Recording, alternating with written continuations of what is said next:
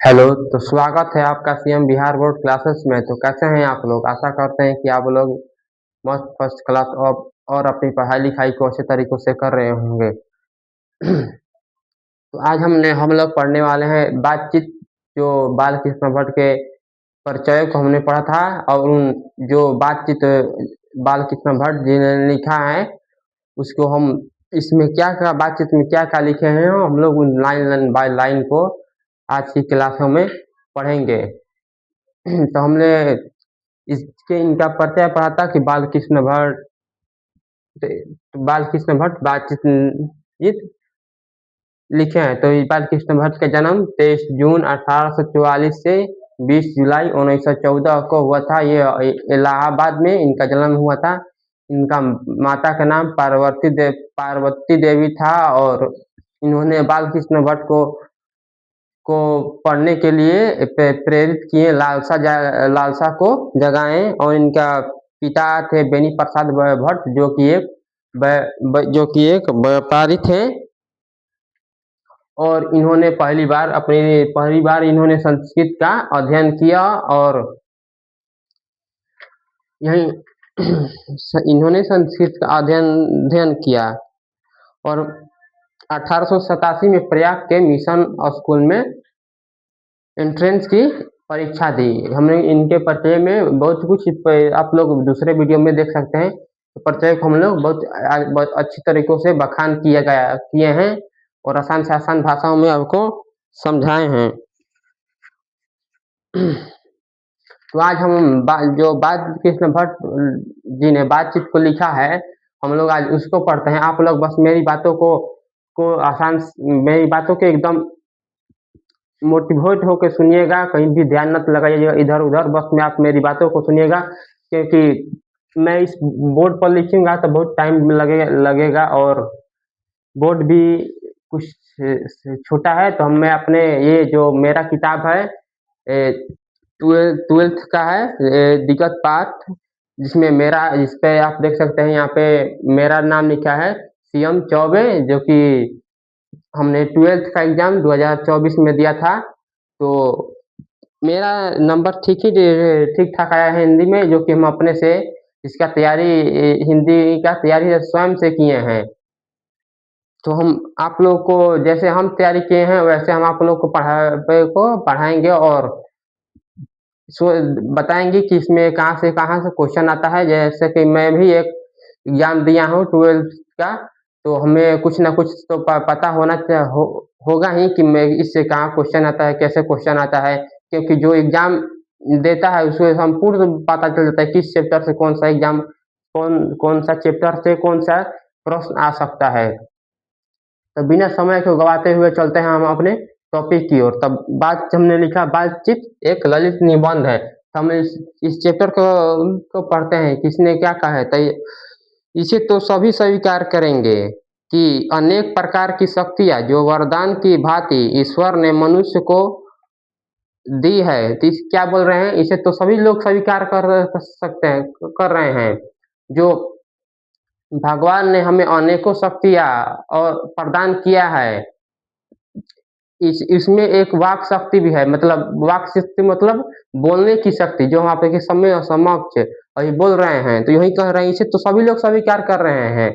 जो ईश्वर ने मनुष्य को संपूर्ण शक्तियाँ दिए हैं उसमें से बातचीत भी एक शक्ति है। यदि मनुष्य की और इंद्रियां अपनी अपनी शक्तियां में अविकल रहती और वाक शक्ति मनुष्य में न होती, तो हम नहीं जानते कि इस गूंगी सृष्टि का क्या हाल होता। तो ये बोल रहे हैं कि अगर मनुष्य में इंद्रियां मतलब आंखें नहीं होती और मनुष्य में बोलने की मतलब ये हम बोल रहे हैं बातचीत करने की बातचीत हम लोग नहीं कर पाते, तो इस समस्त सृष्टि का क्या होता। लोग अपने में एक स्थान से एक ही स्थान से एकदम चुपचाप बैठे रहते, पागलों की भांति एकदम ना कुछ बोलते ना कुछ सोते, बस इधर से उधर ताकते रहते। जैसे कोई कोई नहीं बोलता नहीं है, तो बस वो बातों को सुनता है, इसलिए एकदम बौरा है, पागल जैसे हम लोग उनकी बस बातों को सुनते हैं। यही इसमें बखान कर रहे हैं कि यदि मनुष्य की और इंद्रियां अपनी अपनी शक्तियां में वकील रहती और वाक शक्ति मनुष्य में ना होती, मतलब वाक शक्ति मनुष्य में नहीं रहती, तो हम नहीं जानते कि इस गूंगी सृष्टि का क्या क्या हाल होता। सब लोग गुंज पुंज हो मानो कोने कोने में बैठा दिए हैं। क्या बोल रहे हैं, कोई लोग गुंज पुंज मतलब गूंगे और कोने में बैठा दिए होते हैं, जैसे मूर्ति के हम लोग एक स्थान से दूसरे तक बैठा दिए रहते हैं, से एकदम कोई अथु इसे कोई मतलब बोलता बोलता नहीं है, इसी प्रकार हम लोग एक स्थान से दूसरे स्थान तक बैठा देते हैं और इन पे एकदम गुंज पुंज की भांति रहते हैं। गुंज पुंज हो मानो कोने में बैठा दिए गए होते हैं, और जो कुछ सुख दुख का अनुभव हम दूसरों अपनी दूसरी दूसरी इंद्रियों के द्वारा करते हैं, उसे अवाक होने के कारण आपस में एक दूसरे से कुछ न कुछ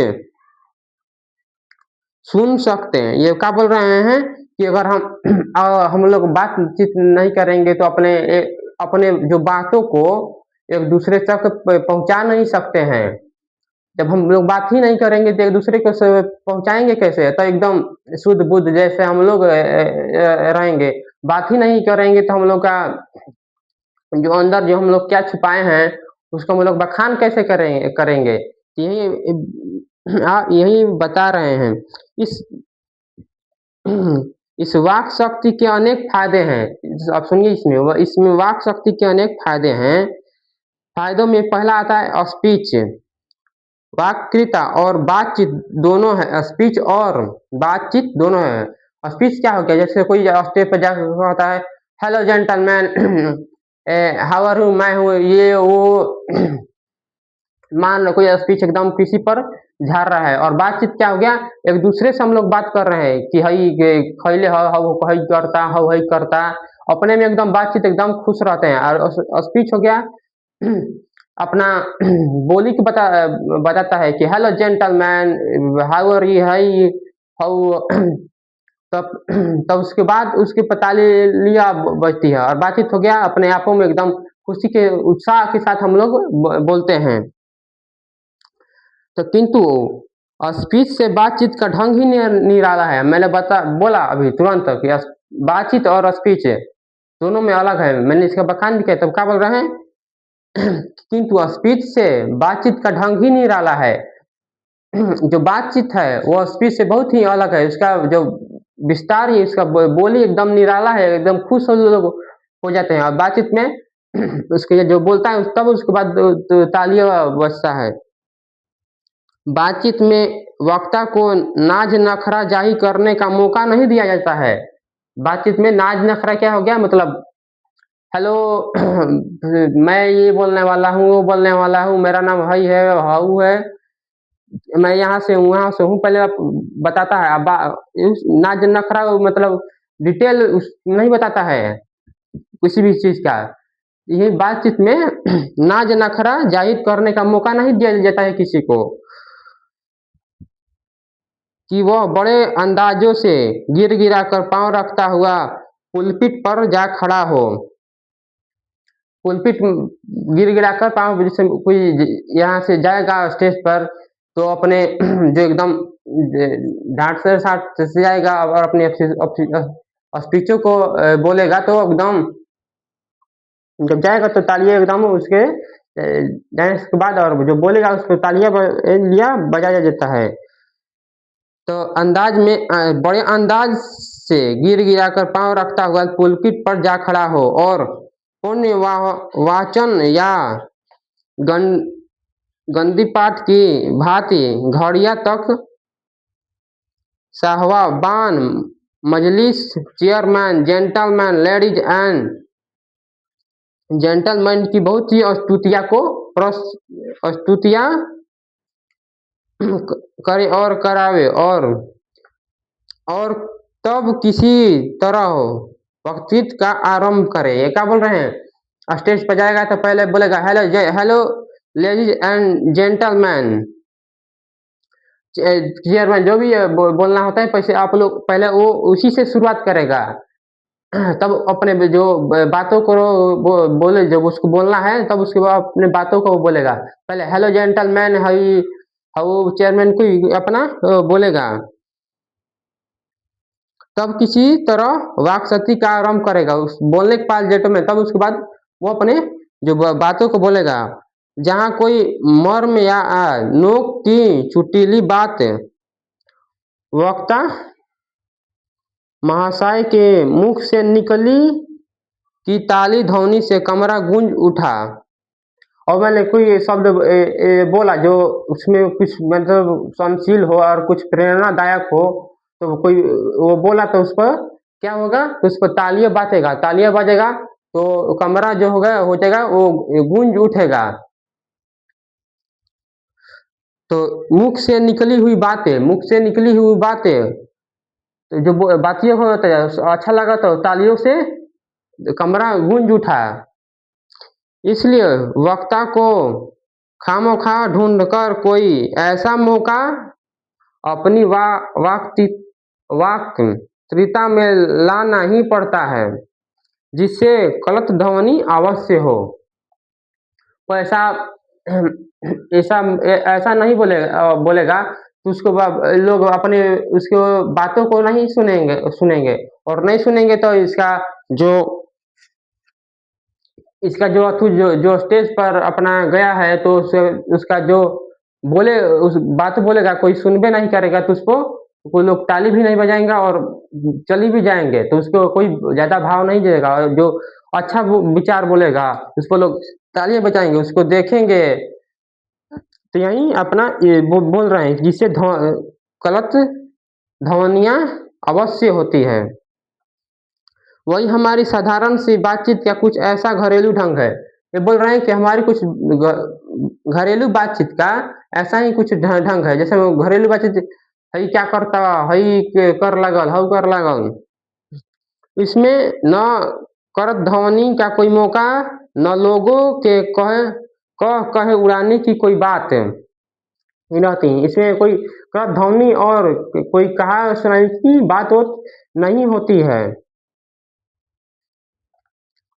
हम तो आदमी प्रेम पूर्वक सलाह कर रहे हैं। हम दो आदमी प्रेम पूर्वक सलाह कर रहे हैं। मतलब कोई अब एक से बात कर रहा है कोई दूसरे से, दोनों अपने से बातचीत कर रहे हैं तो अपना कोई सुख दुख बतिया रहे हैं चाहे कोई चीज बतिया रहे हैं तो प्रेम पूर्वक अपना बात कर रहे हैं। कोई चुटीली बात आ गई तो हम हंस पड़ते हैं। जिसमें कोई दो व्यक्ति हो गया और अपने कुछ भी चुटीली बात हो मतलब हंसी मजाक का कोई बात आ गया तो जब बोलता है तो इसमें खिलखिला के हम लोग हंस देते हैं। हंसने वाला बात आता है तो हम लोग हंसते भी हैं। तो ये बोल रहे हैं कि कोई चुटीली बात आ गई तो हम लोग हंस पड़े। मुस्कुराहट से ओठों का केवल फड़क उठना ही इस हंसी का अंतिम मानों का ढंग है। मुस्कुराहट से जो ओठों का खिलखिलाना खिलखिलाना या फड़क उठना इस हंसी का अंतिम ढंग है। और हम लोग मान लीजिए कुछ चुटकुला से सुन लिया और हंसेंगे तो ये जो ओठों का फड़फड़ाना ये है ना इसका अंतिम ही ढंग माना जाता है। स्पीच का उद्देश्य सुनने वाले के मन में जोश और उत्साह पैदा कर देना है। स्पीच का उद्देश्य है सुनने वाला के मन में जोश और उत्साह पैदा कर देना है। मान लो कोई स्पीच दे रहा है तो कोई भाषण पे चला गया, जैसे प्रधानमंत्री जाते हैं तो भाषण देते हैं कि हम बिहार में ये करने वाले हैं, हम यूपी में ये करने वाले हैं, हम यहाँ पर वो लगाएंगे वहाँ पर वो लगाएंगे। तो उससे लोग उत्साह हो रहे हैं, प्रेरित हो रहे हैं कि हाँ ये करेंगे। उसी से यही बोल रहा है कि यही बोल रहे हैं कि स्पीच का उद्देश्य सुनने वाले के मन में जोश और उत्साह पैदा कर देना है। और घरेलू बातचीत मन मनाने का ढंग है। घरेलू बातचीत मतलब आप लोग एकदम प्रेम पूर्वक हम लोग बोल लेते हैं। इस कोई भी प्रेम अथु का उत्साह उत्साह या जोश-वोश इसमें नहीं होता है। उसमें स्पीच की वह संजीदगी बेकरार हो, धक्के खाती फिरती रहती है। स्पीच की वह सज संजीदगी ये क्या बोल रहे हैं कि मतलब कोई स्पीच माने इधर देने गए तो भी एकदम जाएगा एकदम भीड़ों से एकदम जो धक्के-मुक्के खाते रहेगा। और जहाँ आदमी की अपनी ज़िंदगी मज़ेदार बनाने के लिए खाने-पीने, चलने-फिरने आदि की ज़रूरत होती है। तो आदमी की अपनी ज़िंदगी मज़ेदार और खाने-पीने, चलने-फिरने की आदि की फिरने की ज़रूरत होती है। मान लो कोई चलेगा, फिरेगा, खेलेगा, कूदेगा तो उसकी अपने वो क्या कहना है कि जीवन को मज़ेदार बना रहा है। एक-एक पल अपने को एकदम खुश कर रहा है कि हाँ, हमें मनुष्य जी मिला है तो हम लोग अपने जो जीवन को एकदम अच्छे से अच्छे बनाएँ। वहाँ बातचीत की भी उसको अत्यंत आवश्यकता होती है और बातचीत नहीं करेंगे तो एकदम तो अपने जो बातों को दूसरे के समक्ष नहीं रहेंगे तो हमारे मन में ही वो फैलता रहेगा, सोचेगा कि किसी से ना हम लोग कहें और नहीं कहेगा तो वहीं आपका जो हम इसी में आपका वो बोलेंगे जब नहीं कहेगा तब तो भाव बन के उड़ जाता है, तो इसी को और नहीं बोलिएगा तो आपके मन ही में एकदम खिंचा रहेगा कि हम कब उसको बोलें।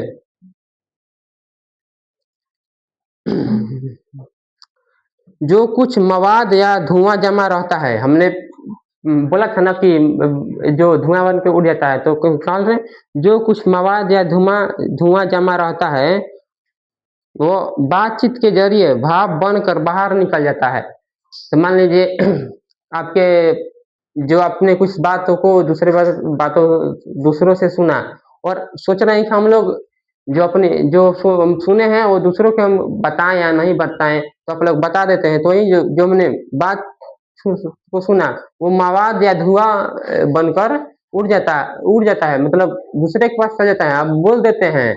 वही आपको बोल रहे हैं कि जो जो कुछ मवाद या धुआँ जमा रहता है, जो कुछ मेरे मन में बात रहता है, वो बातचीत के ज़रिए भाप बनकर बाहर निकल पड़ता है। चित्त हल्का और स्वच्छ हो, परम आनंद में मग्न हो जाता है। चित्त हल्का का मतलब एकदम हम लोग जब बोल देते हैं तो एकदम शांत हो जाते हैं। हम लोग को आनंद मिलने लगता है, अच्छा करते हैं। मन भी हम लोग का शांत हो जाता है। मान लीजिए हमें कोई बात कोई बोल दिया, कहना बोलना नहीं उससे दूसरे से मत बोलना, तो आप लोग बोल देते हैं, तो आपको आनंद होने लगता है कि चलिए हमने ये बातों को बोल दिया। हम और नहीं बोलेगा तो आपका वहीं में घूमता रहता है। तो वहीं बोल रहे हैं कि बातचीत हम बोल देते हैं तो चित्त हल्का और स्वच्छ हो, परम आनंद में मग्न हो जाता है। और बातचीत का भी एक खास तरह का मजा होता है। मान लीजिए कोई भी 10 लोग एकदम बैठ के अपने में बातचीत कर रहे हैं, ये कुछ बोला, ये कुछ बोला, कुछ अपने इसमें अपने बातचीत में एकदम बोलते रहते हैं। गाँव में जाइएगा तो आप लोग इसको देखने को एकदम मिलेगा कि पुराने लोग जो है अपने समय में एक साथ बैठ के अपनी बातों को करते हैं। जिनको बातचीत करने की लत पड़ जाती है, वो इसके पीछे खाना-पीना भी छोड़ बैठते हैं। ये बोल रहे हैं कि जिनको बातचीत करने की लत पड़ जाती है, लत मतलब आदत। जिनको बातचीत करने की आदत पड़ जाती है, वो खाना-पीना भी छोड़ देते हैं। वो कोई अब सीधे बात ही शुरू कर देते हैं। अब बात ही में एकदम मग्न हो गए हैं, एकदम बातचीत कर रहे हैं, खाना-पीना एकदम छोड़ दिए हैं। कुछ भी कार्य-वार्य नहीं कर रहे हैं, बस वो बातचीत में लग गए हैं। जिसको बातचीत करने की लत लग जाती है, मैं तो आपको पढ़ने में चाहे आपको खेलने में लग जाता है, तो आप लोग सोचते हैं कि हम छोड़ दे के यहाँ भाग जाए खेलने के लिए, चाहे कोई भी काम करते हैं तो हम वहाँ चले जाएँ। आप लोग ये सोचते हैं कि थोड़ा खा लें, चाहे कुछ भी अपना काम कर लें, आपका वो लत चाहे आपका वो आदत बन जाता है। तो ये बोल रहे हैं जिनको बातचीत करने की लत पड़ जाती है तो वो खाना पीना भी छोड़ बैठते हैं। अपना बड़ा हर्ज कर देना उन्हें पसंद आता है। अपना बड़ा हर्ज कर देना उन्हें उन्हें पसंद आता है। मतलब कोई अभी बात बोलती है तो जो दूसरे को पसंद मिला वो उनको उनको भी पसंद आता है कि हाँ ये बोलती हैं, दूसरे को समझ में आया, चाहे दूसरा को ये बातें अच्छी लगे तो उन्हें भी पसंद आता है। पर वे बातचीत का मजा नहीं खोना चाहते। मान लीजिए 2 लोग चाहे 4 लोग बात कर रहे हैं और अपनी बातों को रख रहे हैं, तो दोनों सबको अच्छा लग गया और सोच रहे हैं कि अब हम लोग 1-2 लोग जाते रहते हैं, जाएँ या नहीं जाएँ, तो सोच रहे हैं कि हम लोग चल जाएँगे तो जो हम लोग के बीच बातें हो रही है, मज़ाक-वज़ाक कुछ हो रहा है, तो हम लोग चल जाएँगे तो जो बात लोगों की संख्या कम हो जाएगी तो उतना मज़ा नहीं आएगा। तो ये बोल रहे हैं। पर वे बातचीत का मजा नहीं खोना चाहते। मरतब ले गए तो बातचीत का मजा नहीं खोना चाहते। रॉबिन्सन क्रूसो का किस्सा किस्सा बहुधा लोगों ने पढ़ा होगा। ये बोल रहे हैं कि रॉबिन्सन क्रूसो मतलब कोई कहानी हो नहीं बताए होंगे। वह रॉबिन्सन क्रूसो का किस्सा बहुधा लोगों ने पढ़ा होगा, जिसे 16 वर्ष तक मनुष्य के मुंह देखने को भी नहीं मिला। 16 वर्षों तक मनुष्य का जो फेस है उसे देखने के लिए नहीं मिला था। कितने वर्षों तक? 16 वर्षों तक इन्हें मनुष्य का फेस वॉश देखने को नहीं मिला। कुत्ता, बिल्ली आदि जानवरों के बीच 16 वर्षों के उपरांत कुत्ता बिल्लियों के साथ उन्होंने अपना 16 वर्षों तक काटा। कुत्ता बिल्ली आदि जानवरों के बीच रह कर 16 वर्षों के उपरांत उसने फ्राइडे के मुख से एक बात सुनी। 16 वर्षों के बाद उसने किसने मुंह से अपनी बात सुनी? तो फ्राइडे के मुंह से 16 वर्षों के बाद बात सुनी। यद्यपि उसने अपनी जंगली बोली में कहा था, अपनी मतलब 16 वर्षों तक मनुष्य का मुंह नहीं देखा होगा तो अब वो मनुष्य क्या बातचीत कर रहे हैं उसको थोड़े पता होगा।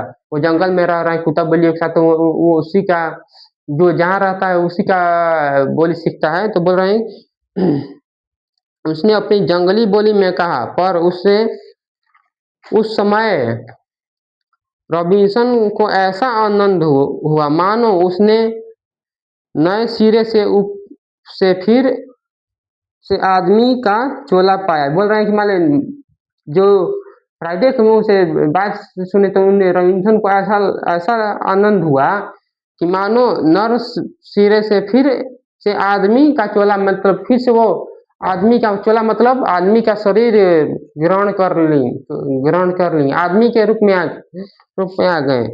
इससे सिद्ध होता है कि मनुष्य की वाक शक्ति में कहाँ तक लुभा लेने की ताकत होती है। इससे क्या सिद्ध होता है कि मनुष्य की शक्ति होती है, इसे कहाँ तक लुभा सकता है। मान लीजिए कोई एक दूसरे से बात कर रहा है तो कोई होता है कि जो अपनी बातों के एकदम उसे मोहित कर देता है, चाहे कोई बातों का इतना मधुर बाजू में बोलता है कि उसे दूसरे लोग को उनकी बातों को अच्छा लगने लगता है। वही बोल रहे हैं कि वाक शक्ति में कहा तक लुभा लेने की शक्ति होती है, जिससे केवल पत्र व्यवहार है। जिसमें केवल पत्र व्यवहार है। कभी एक बार भी साक्षात्कार नहीं हुआ, कभी मतलब एक बार भी साक्षात्कार भी नहीं हुआ। उन्हें अपने प्रेमी से बात करने की कितनी लालसा रहती है। उन्हें बोल रहे हैं कि उन्हें मतलब अपने जो प्रेमी उनके कोई होंगे तो अपने प्रेमी से उन्हें बात करने की बहुत लालसा होती है। प्रेमी से बात करने की बहुत लालसा रहती है। अपना अभिव्यक्तिक भाव दूसरे पर प्रकट करना और उसका आशय आप ग्रहण कर लेना शब्दों में ही द्वारा हो सकता है। बोल रहे हैं कि अपना जो अभिव्यक्तिक भाव दूसरे पर प्रकट करता है, मतलब हम जो बोल रहे हैं वो दूसरे पर हम बोल रहे हैं, मतलब कोई बात बोलते हैं तो दूसरा सुन रहा है तो बोल रहे हैं कि अपना दूसरे पर हम अपना भाव प्रकट करते हैं तो बहुत अच्छा लगता होगा, कोई भी उसे सुनता भी होगा और अच्छा महसूस भी करता होगा। सच सच है, जब तक मनुष्य बोलता नहीं तब तक उसका गुण दोष प्रकट नहीं होता है। ये बात बोल रहे हैं कि ये बात सच है, जब तक मनुष्य बोलेगा बोलेगा नहीं तब तक हम इसके गुण दोष, ये कैसा मनुष्य है, क्या करता है, कैसा इसका रहन सहन है, तो इसके जब तक वो बोलेगा नहीं तब तक हम इसके गुण दोष को हम लोग नहीं समझ सकते हैं। और बोलेगा नहीं तो समझ तो कैसे सकते हैं कि मान लीजिए नहीं बोला तो ये हम लोग बोलते हैं कि हाँ ये अच्छा इंसान है, और मान लीजिए बोल दिया कुछ खराब शब्द या कुछ अंड बंड बोल दिया तो बोलेंगे हम लोग ये ये इसका रहन सहन ठीक नहीं है या ये अच्छा इंसान नहीं है। तो मनुष्य जब तक मनुष्य बोलता नहीं तब तक उसका गुण दोष प्रकट नहीं होता है। बेन जॉनसन कहते हैं कि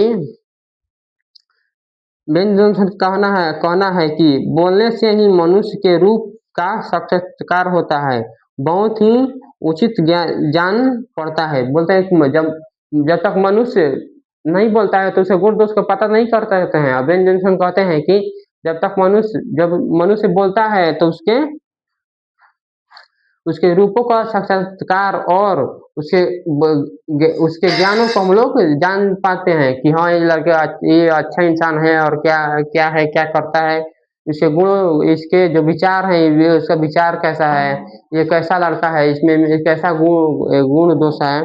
ये बोलते हैं कि यह कहना है, बेन जॉनसन का कहना है कि बोलने से ही मनुष्य के रूप का साक्षात्कार होता है, बहुत ही उचित जाना पड़ता है। इस बातचीत की सीमा 2 से लेकर कहाँ तक रखी जा सकती है। बोल रहे हैं कि जो बातचीत है हम लोग बोल रहे हैं, उनकी बातचीत की सीमा कहाँ तक हम लोग ले जा सकते हैं। तो जहाँ बोल रहे हैं कि जहाँ तक उनकी जमात, मीटिंग या सभा न समझ लिया जाए। बोल रहे हैं कि जहाँ तक उनकी जमात या मीटिंग को समझा नहीं जा सके।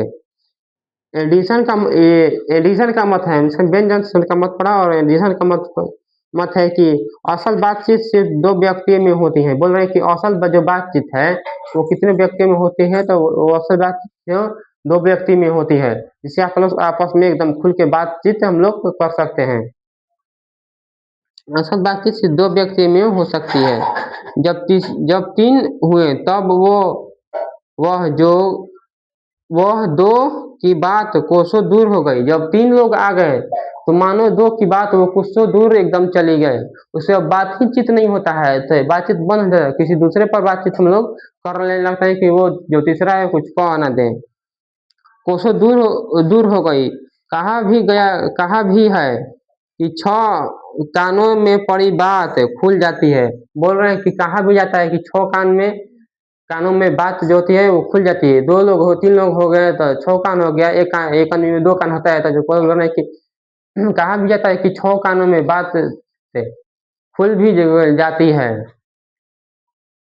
खुल जाती है। दूसरे यह कि किसी तीसरे आदमी के आ जाते ही या तो वे दोनों अपनी बातचीत से निरस्त हो बैठेंगे या उसे निपट मूर्ख अज्ञानी समझ बनाने लगेंगे। बोल रहे हैं कि जब तीसरा लोग आ जाता है 2 के बीच तो अपनी बातों को निरस्त कर देते हैं, मतलब हटा देते हैं या उसे दूसरे बातों में बदल कर जो तीसरा आया है उसे मूर्ख बनाने लगते हैं कि हम लोग इस बातें पर नहीं, हम लोग उस बातें पर बातचीत कर रहे थे, ताकि जो तीसरा आया है वो हम लोग 2 के बीच बात कर रहे हैं, वो तीसरा कह ना दे उससे। और गर और गर्म दूध और ठंडे पानी के 2 बर्तन पास साट के रखे जाए तो एक का असर दूसरे पर पहुंच जाता है। बोल रहे हैं कि गर्म दूध या ठंडे पानी को हम लोग पास से एकदम सटा के रखेंगे तो जो दूध का जो दूध गर्म है वो दूध ठंडा हो जाएगा और पानी गर्म हो जाएगा, एक से दूसरे में परिवर्तन हो जाता है। तो बोल रहे हैं कि अगर गर्म दूध और ठंडे पानी के 2 बर्तन पास-पास हटा कर रखेंगे तो एक का असर दूसरे पर पड़ जाता है। अर्थात दूध ठंडा हो जाता है और पानी गर्म हो जाता है।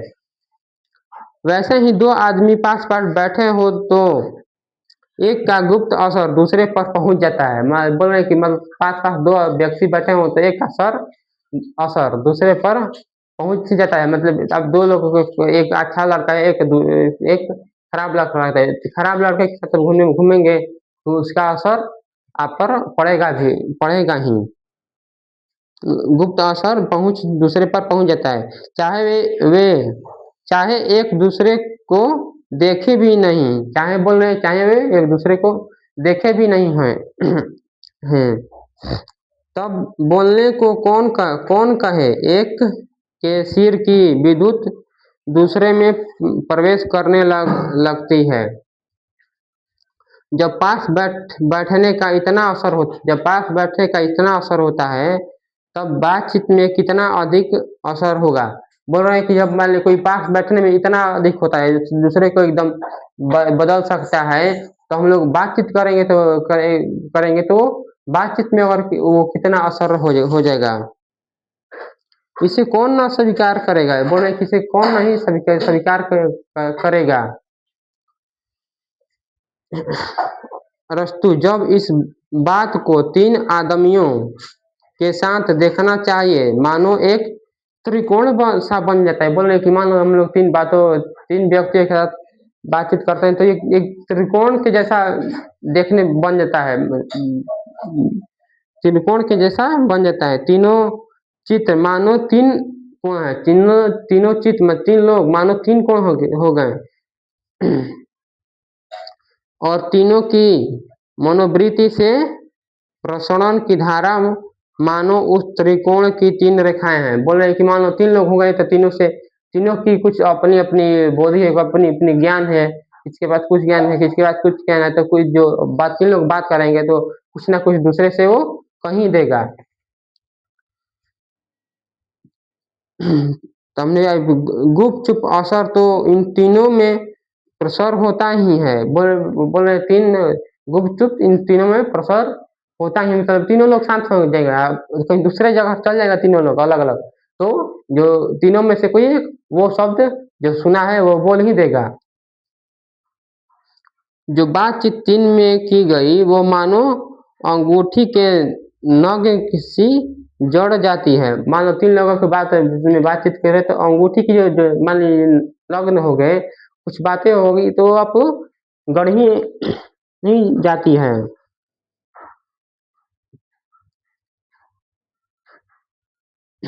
उपरांत जब आदमी हुए तब बेतक कुलूठी को बिल्कुल स्थान नहीं रखता। खुल के बात ना होगी। 3 लोग आ गए तो मतलब कोई एकदम एकदम चुपचाप पहले तो रहेंगे और जब बात भी करेंगे तो खुल के बातचीत भी नहीं करेंगे। जो कुछ बातचीत की जाएगी वो फॉर्मेलिटी, गौरव या सजीदगी के लक्ष्य में सुनी हुई होगी। बोल रहे हैं कि मतलब जब 3 लोगों की बातचीत में होगी तो बातचीत नहीं करेगा, ये फॉर्मेलिटी बातचीत वो ऐसे कर रहे हैं कि मतलब जो तीसरा है उसे बुरा भी नहीं लगे, बस फॉर्मेलिटी निभा रहे हैं कि हाँ इसे बुरा न लगे, हम लोग ऐसी ही बातचीत करते हैं, उसे अच्छा दिखाने के लिए कि उसे बुरा न लगे। 4 से अधिक की बातचीत तो केवल राम रमोवल कहलाएगी। 4 से जो अधिक हो गए वो रमोवल वो कहलाएगी। रामोवल मतलब एकदम कुछ भी बातचीत कर लेंगे, अपने में ही वो बातचीत करने लगेंगे तो रमोवल कहलाएगी। उसे हम सलाप नहीं कह सकते, उसे हम लोग सलाप नहीं कह सकते, मतलब उसे हम लोग 2 के बीचों में बातचीत एकदम खुल के बातचीत तो हम लोग नहीं कह सकते हैं। इस बातचीत के अनेक भेद हैं जो बुढ़ों की बातचीत है, पराया जमाने की शिकायत पर हुआ करती है। जो बातचीत के अनेक फायदे हैं, तो बूढ़े लोग होते हैं वो बूढ़े अपने जमाने की बात करेंगे, जो औरत है वो अपनी औरत है तो यहाँ की शिकायत वहाँ की शिकायत करेंगे, जो बच्चे हैं वो अपने खेल-कूद की शिकायत है, जो पढ़ने वाले हैं वो अपना पढ़ने की बातों को करेंगे। तो ये बोल रहे हैं कि बातचीत के अनेक फ़ायदे हैं। बूढ़ों की बातचीत प्रायः ज़माने की शिकायत पर हुआ करती थी। वे बाबा आदम के समय की ऐसा दास्ताँ शुरू करते हैं, जो बोले कि पुराने ज़माने की आदम की जो पहले की बातें होती हैं, वो ऐसे शुरू करते हैं कि जिसमें 400 4 सौच और 10 झूठ होती है। ये बोली जिसमें 4 सौत और 10 झूठ होती है। एक बार उनकी बातचीत का घोड़ा टूट जाना चाहिए, पहरों बीत जाने पर भी अंत नहीं होता है। मतलब ये जो बातचीत उनका जो पुराने ज़माने की हो गए, बुढ़ापे ज़माने के जो लोग होते हैं, अपना बातचीत चालू कर दिए, तो इसका अंत नहीं हाल ही में मिलता है। तो ये बोल रहे हैं कि जो इसका अंत न हो। प्रायः अंग्रेजी राज्य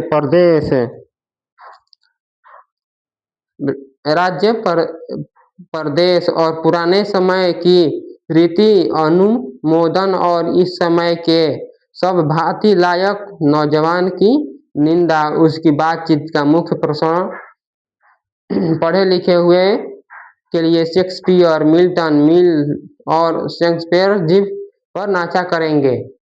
तो बोल रहे कि मतलब जो हम पढ़े लिखे अपना शेक्सपियर के कुछ की पढ़े लिखे होंगे तो पढ़े लिखे की बातें करेंगे। तो यही आपका यही बोल रहे हैं और आपको अच्छा लगा होगा इस तो हमें सपोर्ट कीजिएगा। हम एक आसान से आसान भाषाओं में आपको पढ़ाने की संपूर्ण कोशिश कर रहे हैं, क्योंकि हम इस बोर्ड पर लिखेंगे तो आपका समय भी जाएगा। हम अपनी अगर मेरी बातों को सुनिएगा तो आपको फ़ायदा होगा, क्योंकि आपके पास जो 12th का कोई भी किताब होना चाहिए। आप देखेंगे किस चैप्टर में कौन-सा चैप्टर कहाँ से कहाँ तक दिया है, सब्जेक्ट का एनालिसिस कीजिएगा।